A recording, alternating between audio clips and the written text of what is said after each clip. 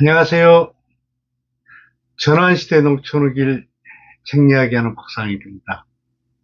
오늘은 이 농촌은 공동체를 통해서 산다 상편 농촌과 공동체라는 제목으로 14번째 방송을 하겠습니다. 먼저 이 주민 생활적으로 자치분권 물권 내기라는 지난 방송을 간추려 보죠. 지난 20년 동안 자치분권은 행정일변도에서 주민의 관심과 지지를 이끌지 못했습니다. 이제 자치분권이 주민 자치 시대로 나아가려면 주민 삶의 터전에 와 닿는 자치분권 문고리가 필요합니다. 이를 위해서는 문화자치가 선행돼야 합니다. 자기 정체성을 찾는 일이 먼저니까요.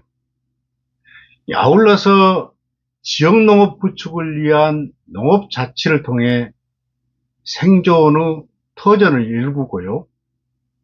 따뜻한 복지를 위한 복지자치가 필요합니다. 이외에도 환경자치, 에너지자치, 교육자치 등 여러 생활 분야로 이어져서 자치분권이 주민의 삶을 바꾸는 힘으로 발돋움해야 합니다. 오늘날 농촌이 제 모습을 잃어가고 활기가 떨어지는 것은 이 농촌 공동체가 힘을 잃었기 때문입니다. 도대체 공동체가 뭐길래 농촌의 운명을 좌우하는 걸까요? 그래서 지금부터는 이 농촌과 공동체 이야기를 풀어가도록 하겠습니다. 공동체주의와 비슷해서 헷갈리는 게 있죠. 바로 집단주의입니다. 그래서 지금부터는 공동체주의와 집단주의가 어떤 차이가 있는지 차근차근 집단주의 가면을 벗겨보겠습니다. 우리나라 현대사에서 집단주의와 농촌 수탈로 가장 재미를 크게 본 정치인을 꼽으라 하면은 박정희를 들 수 있습니다.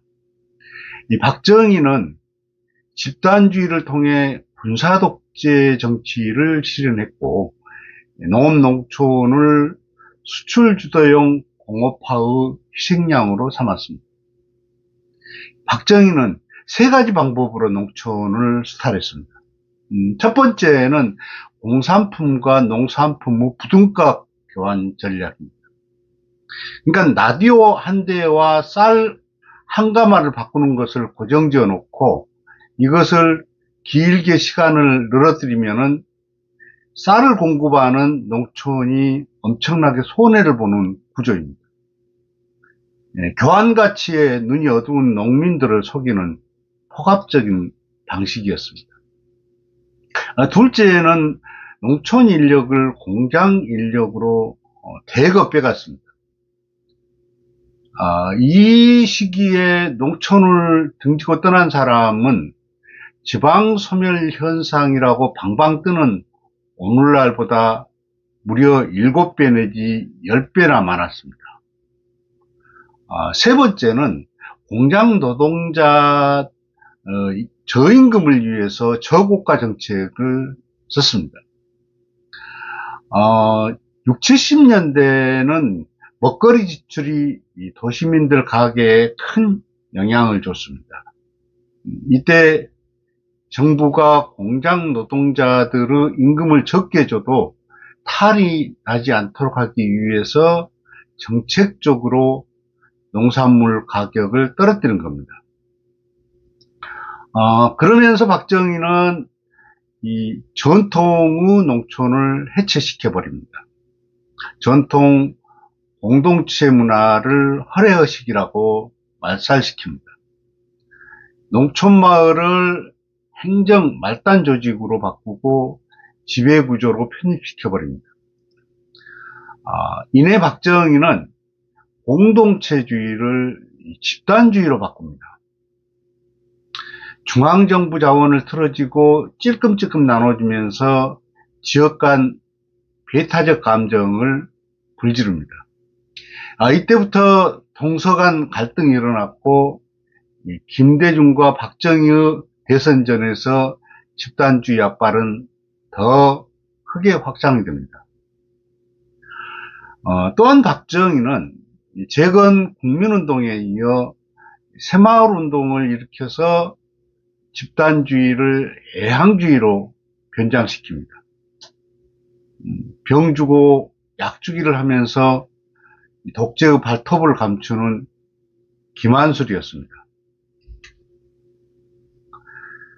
60, 70년대 이 박정희 정권에 의해 조장된 집단주의는 1990년대부터는 농촌 지역 뿌리까지 확장되었습니다.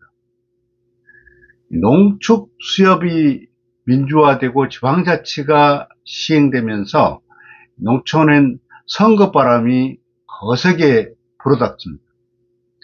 대선, 국선, 지선에다가 조합장과 이사, 감사, 심지어 대의원 선거까지 바람이 거세게 불기 시작했습니다. 이때 농촌에는 혈연, 지연, 학연이 판을 치기 시작합니다. 읍면마다 마을마다 표에 영향이 있는 사람들이 행세하기 시작을 합니다. 읍면 단위에서 유지 행세를 하려면은 적어도 20개 정도의 친목 모임에 다리를 걸치는 모양새였습니다. 집단주의와 연고주의가 이 짝짝꿍 놀이를 하는 사이에 부정선거가 날개를 답니다. 또한 연줄에 의한 공무원들의 정실인사와 토세력의 이권사업도 날개를 답니다. 집단주의와 연고주의가 농촌 부조리의 원상으로 작용하는 겁니다. 농촌 집단주의는 마을에도 큰 영향을 미칩니다. 주민의 대표인 이장은 준 공무원 신분에다가 공공자원을 마을로 따내는 파이프 기능을 했습니다. 이 마을 간 공공사업 따내기 쟁탈전이 농촌 집단주의를 더 확장시킨 겁니다. 그렇다면 집단주의와 공동체주의는 뭐가 어떻게 다를까요?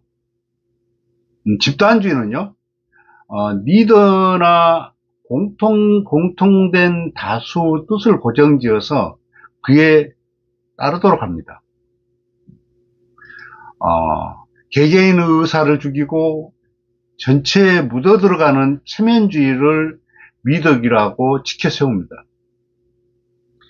우리가 남이가 라는 식의 단결을 통해서 집단 이해를 관철시키려고 합니다.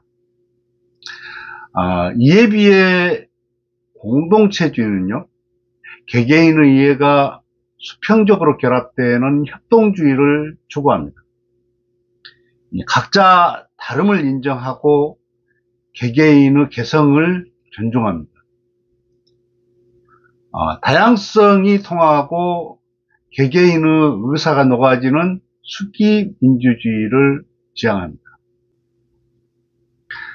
자, 이번엔 한 걸음 더 들어가서 집단주의와 공동체주의의 밑자리를 작용하는 기본 의식을 뜯어보겠습니다. 먼저 이기주의를 살펴보겠습니다.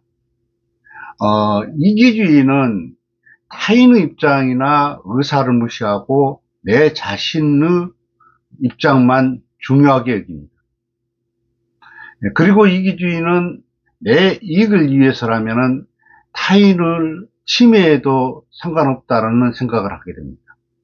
이와 함께 이기주의는 이익이라는 결과물을 추구합니다. 때문에 이기주의는 기본적으로 집단주의하고 통합니다. 이번엔 개인주의를 살펴볼까요? 이 개인주의는 개개인의 권리와 자율의식을 존중합니다. 그리고 개인주의는 자신의 존엄이 소중한 만큼 타인의 존엄도 침해하지 않으려고 합니다. 이와 함께 개인주의는 상생의 협력을 통한 이익 실현을 추구합니다. 그렇기 때문에 개인주의는 기본적으로 공동체주의와 잘 통합니다. 어때요? 공동체주의와 집단주의, 개인주의와 이기주의에 대해 도움이 되셨는지요? 지금부터는 농촌과 공동체의 상관관계를 살펴보도록 하겠습니다. 이 농촌에서의 공동체 이상을 말하자면 공동체는 농촌의 세포다라고 말할 수 있습니다. 그렇다면 농촌에서 공동체가 발달된 이유는 뭘까요? 이 농촌은 생활상 유대와 농업 생산의 협동관계가 어우러진 구조이기 때문에 공동체가 발달합니다. 또한 농촌은 이 소생산자 집단이라서 협업활동이 필수적으로 작용합니다. 이 자본주의 구조로 보자면 농민은 자본과 경영과 노동이 한 통인 구조이기 때문에 여러 다른 농촌 주민들과 상생하는 방법에 익숙하게 됩니다. 농촌은 게다가 여러 품목의 농사와 생산, 가공, 유통을 다원다층적으로 모으는 구조이기 때문에 공동체가 발달하게 됩니다. 그렇다면은 이 공동체는 농촌의 어떤 활력원이 될까요?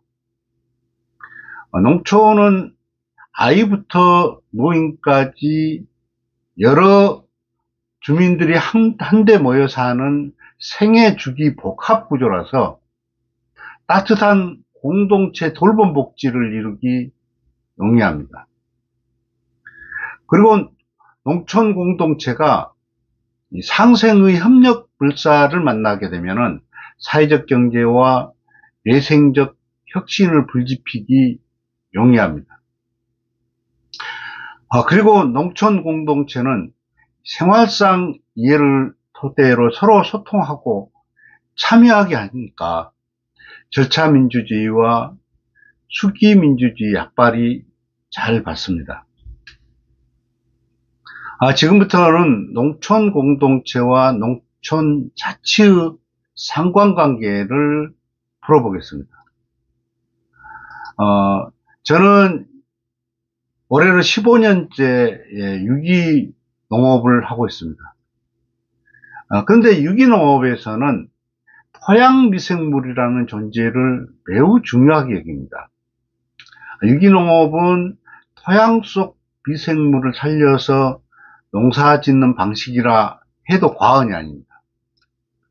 이 토양 미생물은요, 크게 토양 속 영양분을 분해시키고 증식시키고 영양분을 재순환시키고 토양 속 병해충을 막아 좋은 토양 기능을 유지시켜 줍니다. 그런데 공동체가 농촌에 사는 역할을 가만히 보면은요, 토양에서의 미생물 역할과 꼭 닮아 있습니다. 이 농촌 공동체는 농촌이 지닌 가치를 분해시키고 증식시킵니다. 또 농촌에 내재된 자원의 순환을 이끌고 농촌의 갈등을 해소하고 통합을 촉진시켜 지속가능한 농촌을 유지시킵니다. 그런데 만약에 토양에서 미생물이 죽어가고 농촌에서 공동체가 맞살되면 어떻게 될까요? 토양 미생물이 맞살되면 토양이 여러 바이러스에 감염이 되고 물과 양분의 순환 구조가 깨집니다.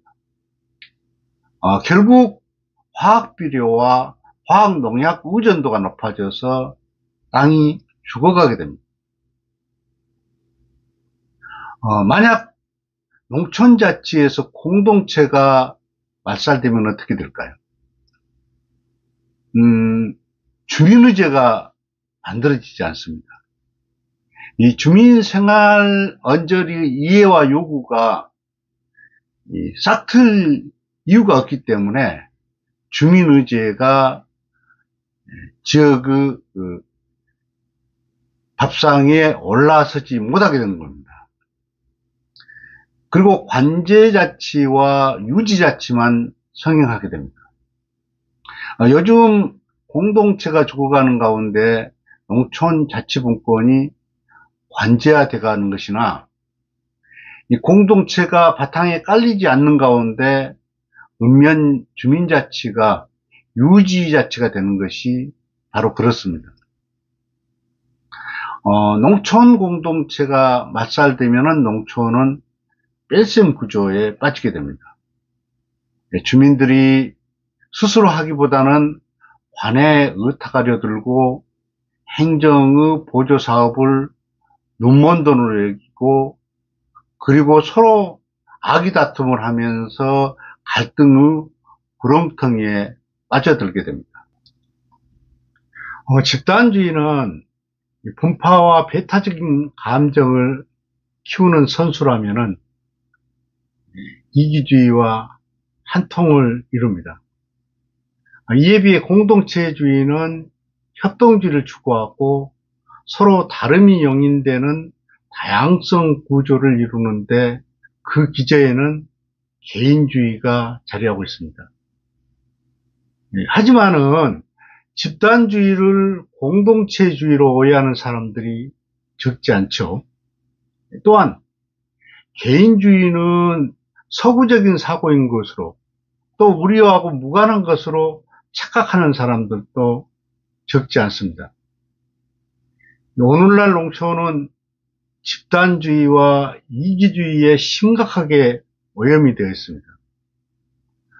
이는 농촌 공동체 문화가 깨지면서 생긴 병리 현상입니다. 이 농촌은 태생적인 조건이 공동체와 찰떡궁합을 이룹니다. 때문에 공동체를 활용하면은 따뜻한 돌봄 복지를 이루고 내생적 혁신을 이루고 수기민주주의를 발전시킵니다. 농촌 공동체는 땅을 살리는 토양 미생물 기능과도 딱 닮아 있습니다. 이렇듯 농촌 공동체는 농촌 가치를 증식시키고 자원 순환을 이끌고 통합 사회를 이끌어서 지속 가능한 농촌을 만듭니다. 오늘 이야기는 여기까지입니다. 다음번에는 농촌은 공동체를 통해 산다 하편 농촌 공동체들은 안녕하신가요? 라는 제목으로 뵙겠습니다.